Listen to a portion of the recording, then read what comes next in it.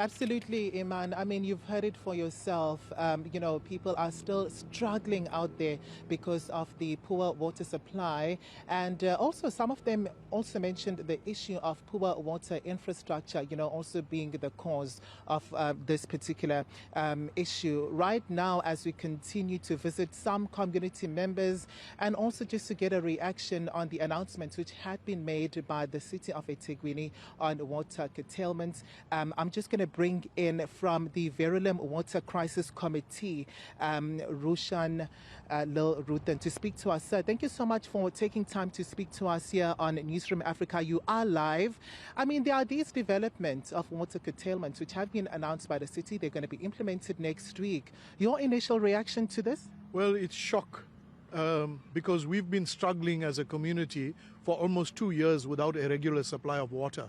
And we've just managed in the past 3 weeks to have water restored to our towns and our suburbs. And then a week later to be confronted with the news that water would now be curtailed from the 10th of October to the entire city. It's going to be devastating. Why do you think the city is failing, Roshan? Well, talk about 7 years of no infrastructure maintenance.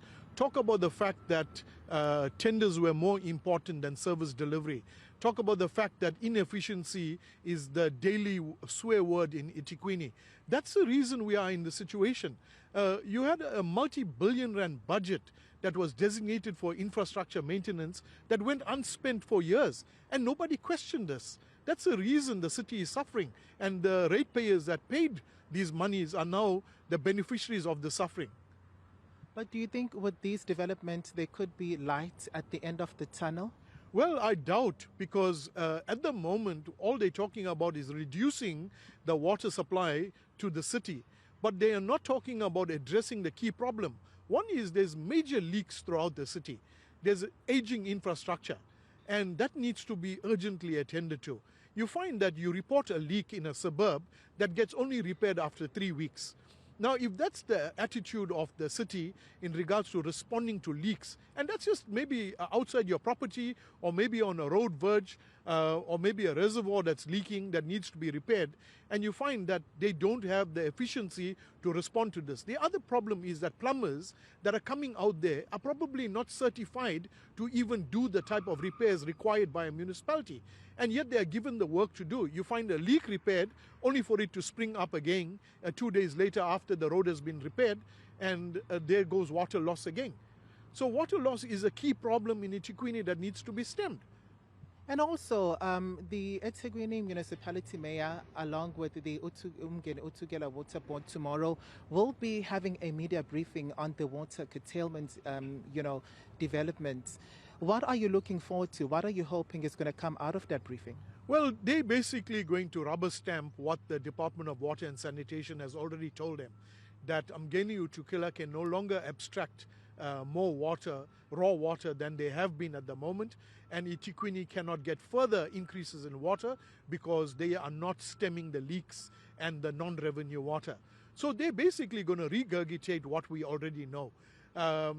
This reduction is to force the eThekwini municipality to now take action. They've not been doing anything.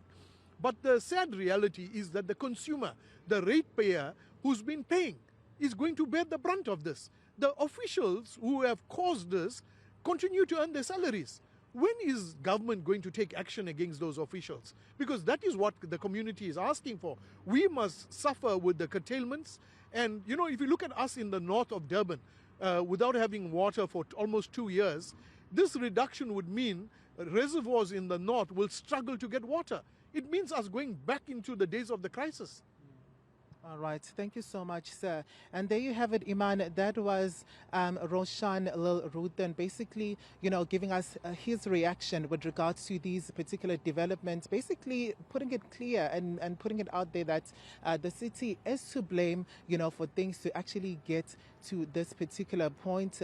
He's also saying that the city hasn't been doing much. I mean, there's still a long way to go. And also, he just doesn't see, any light at the end of this particular move. Iman, that's why I'm going to leave it for now. It is back to you in studio.